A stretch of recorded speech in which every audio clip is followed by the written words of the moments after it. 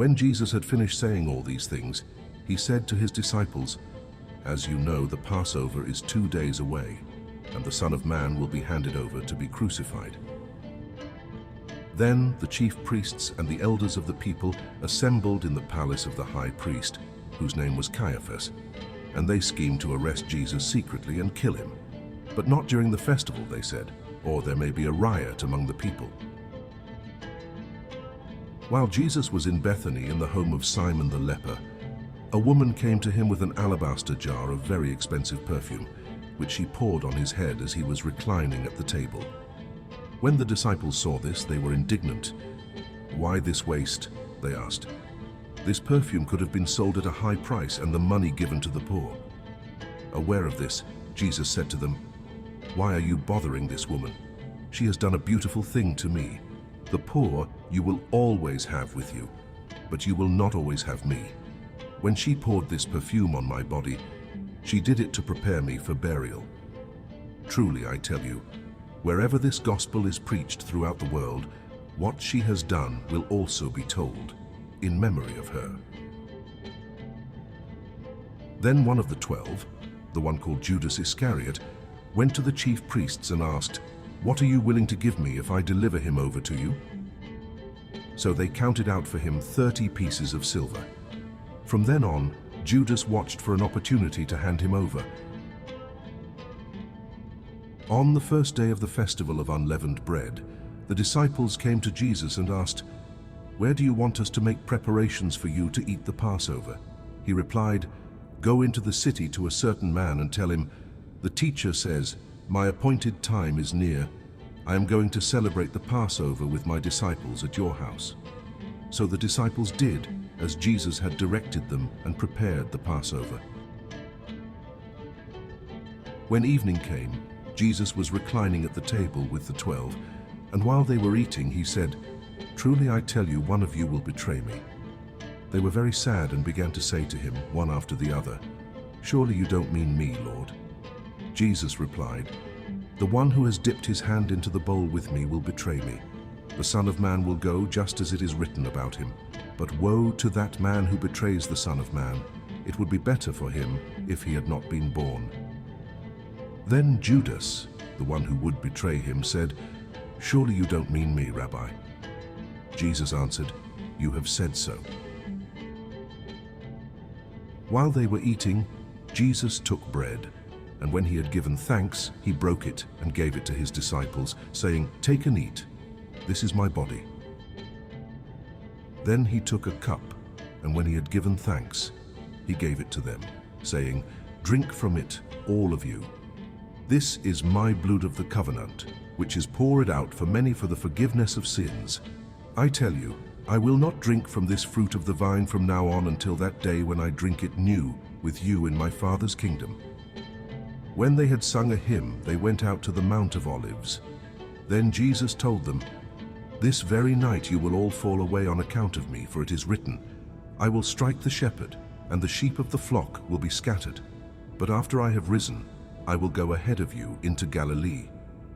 Peter replied, "Even if all fall away on account of you, I never will." "Truly, I tell you," Jesus answered, "this very night, before the rooster crows, you will disown me 3 times." But Peter declared, "Even if I have to die with you, I will never disown you."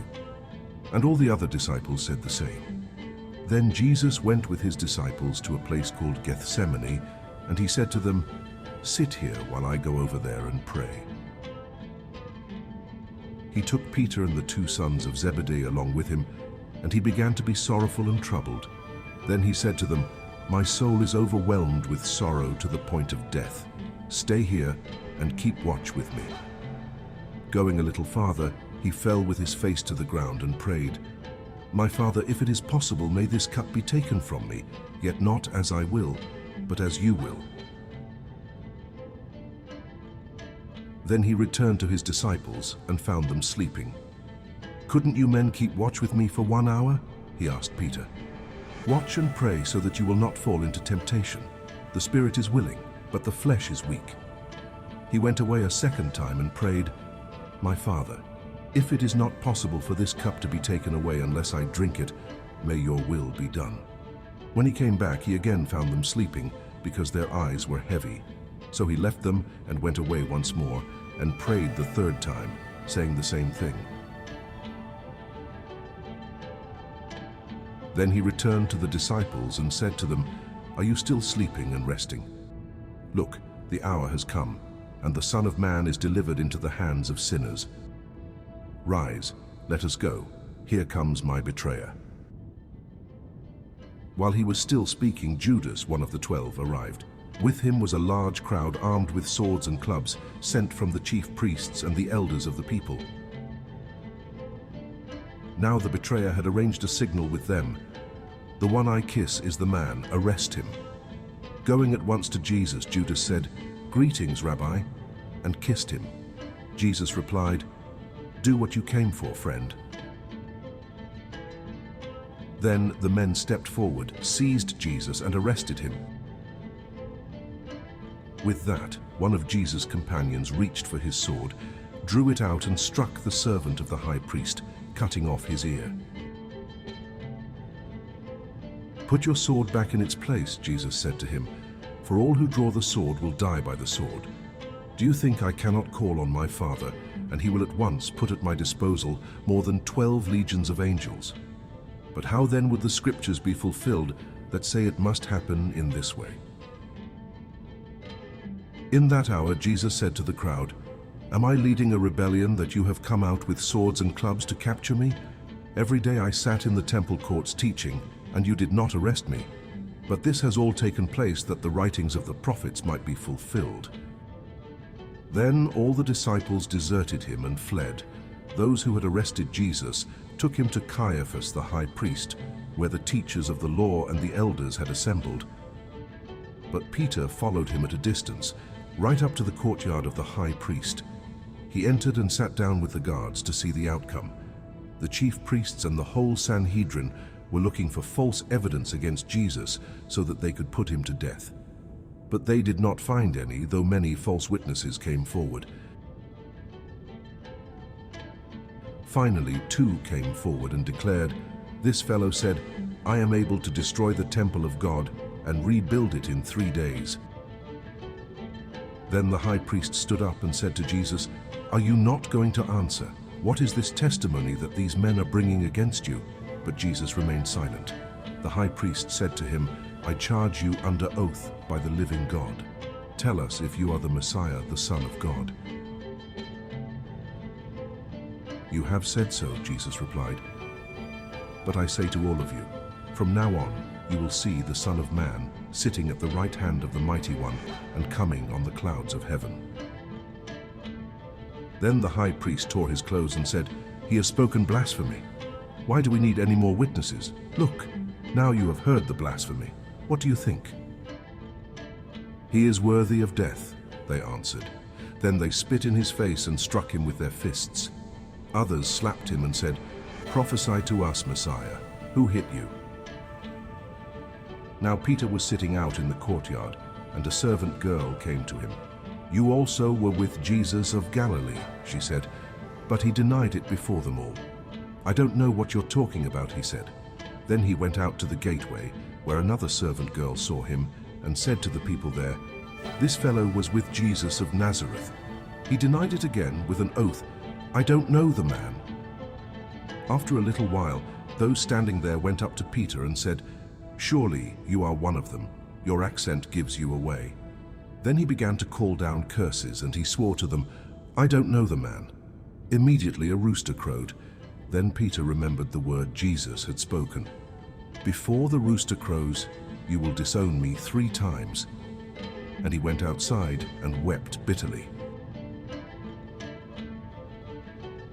Early in the morning, all the chief priests and the elders of the people made their plans how to have Jesus executed.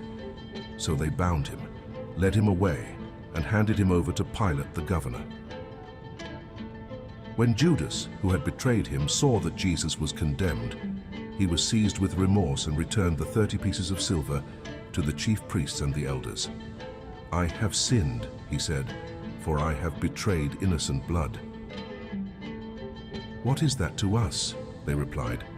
"That's your responsibility." So Judas threw the money into the temple and left. Then he went away and hanged himself. The chief priests picked up the coins and said, "It is against the law to put this into the treasury, since it is blood money." So they decided to use the money to buy the potter's field as a burial place for foreigners. That is why it has been called the Field of Blood to this day. Then what was spoken by Jeremiah the prophet was fulfilled. They took the 30 pieces of silver, the price set on him by the people of Israel, and they used them to buy the potter's field, as the Lord commanded me. Meanwhile, Jesus stood before the governor, and the governor asked him, "Are you the king of the Jews?" "You have said so," Jesus replied. When he was accused by the chief priests and the elders, he gave no answer. Then Pilate asked him, "Don't you hear the testimony they are bringing against you?" But Jesus made no reply, not even to a single charge, to the great amazement of the governor. Now it was the governor's custom at the festival to release a prisoner chosen by the crowd. At that time they had a well-known prisoner whose name was Jesus Barabbas. So when the crowd had gathered, Pilate asked them, "Which one do you want me to release to you, Jesus Barabbas or Jesus who is called the Messiah?" For he knew it was out of self-interest that they had handed Jesus over to him. While Pilate was sitting on the judge's seat, his wife sent him this message: "Don't have anything to do with that innocent man, for I have suffered a great deal today in a dream because of him." But the chief priests and the elders persuaded the crowd to ask for Barabbas and to have Jesus executed. "Which of the two do you want me to release to you?" asked the governor. "Barabbas," they answered. "What shall I do then with Jesus who is called the Messiah?" Pilate asked. They all answered, "Crucify him." "Why? What crime has he committed?" asked Pilate. But they shouted all the louder, "Crucify him." When Pilate saw that he was getting nowhere, but that instead an uproar was starting, he took water and washed his hands in front of the crowd. "I am innocent of this man's blood," he said. "It is your responsibility." All the people answered, "His blood is on us and on our children." Then he released Barabbas to them, but he had Jesus flogged and handed him over to be crucified.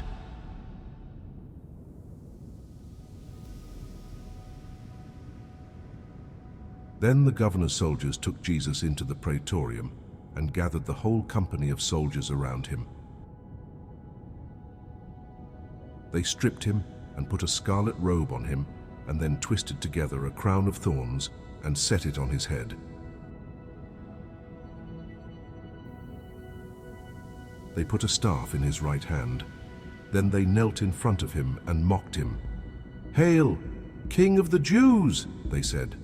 They spit on him and took the staff and struck him on the head again and again. After they had mocked him, they took off the robe and put his own clothes on him. Then they led him away to crucify him. As they were going out, they met a man from Cyrene named Simon, and they forced him to carry the cross. They came to a place called Golgotha, which means the place of the skull. There they offered Jesus wine to drink mixed with gall, but after tasting it, he refused to drink it. When they had crucified him, they divided up his clothes by casting lots, and sitting down they kept watch over him there. Above his head they placed the written charge against him, "This is Jesus, the King of the Jews." 2 rebels were crucified with him, one on his right and one on his left. Those who passed by hurled insults at him, shaking their heads and saying, "You who are going to destroy the temple and build it in 3 days, save yourself. Come down from the cross, if you are the Son of God." In the same way the chief priests, the teachers of the law and the elders mocked him. "He saved others," they said, "but he can't save himself. He's the King of Israel. Let him come down now from the cross, and we will believe in him. He trusts in God. Let God rescue him now if he wants him, for he said, 'I am the Son of God.'" In the same way the rebels who were crucified with him also heaped insults on him. From noon until 3 in the afternoon, darkness came over all the land. About 3 in the afternoon, Jesus cried out in a loud voice, "Eli, Eli, lema sabachthani," which means, my God, why have you forsaken me?" When some of those standing there heard this, they said, "He's calling Elijah." Immediately one of them ran and got a sponge. He filled it with wine vinegar, put it on a staff, and offered it to Jesus to drink. The rest said, "Now leave him alone. Let's see if Elijah comes to save him." And when Jesus had cried out again in a loud voice, he gave up his spirit.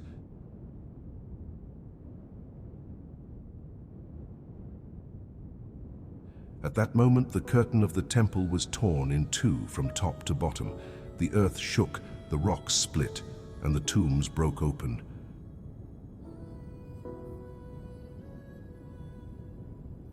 The bodies of many holy people who had died were raised to life.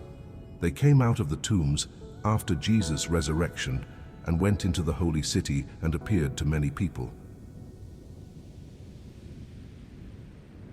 When the centurion and those with him who were guarding Jesus saw the earthquake and all that had happened, they were terrified and exclaimed, "Surely he was the Son of God."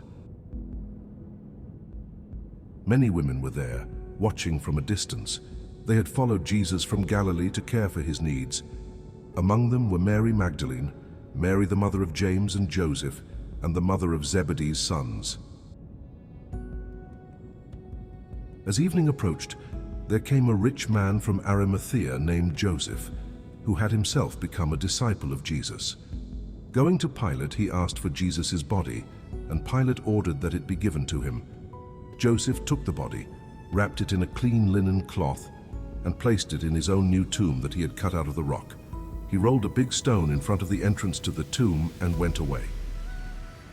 Mary Magdalene and the other Mary were sitting there opposite the tomb.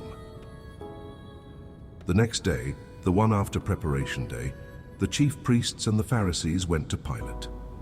"Sir," they said, "we remember that while he was still alive, that deceiver said, 'After 3 days, I will rise again.' So give the order for the tomb to be made secure until the 3rd day. Otherwise his disciples may come and steal the body and tell the people that he has been raised from the dead. This last deception will be worse than the first." "Take a guard," Pilate answered. "Go, make the tomb as secure as you know how." So they went and made the tomb secure by putting a seal on the stone and posting the guard. After the Sabbath, at dawn on the 1st day of the week, Mary Magdalene and the other Mary went to look at the tomb. There was a violent earthquake, for an angel of the Lord came down from heaven and, going to the tomb, rolled back the stone and sat on it. His appearance was like lightning, and his clothes were white as snow. The guards were so afraid of him that they shook and became like dead men. The angel said to the women, "Do not be afraid, for I know that you are looking for Jesus who was crucified. He is not here. He has risen, just as he said. Come and see the place where he lay, then go quickly and tell his disciples, 'He has risen from the dead and is going ahead of you into Galilee. There you will see him. Now I have told you.'"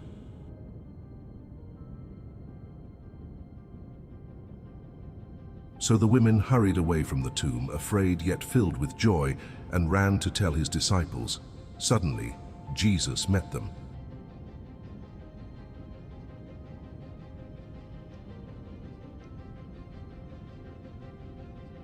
"Greetings," he said.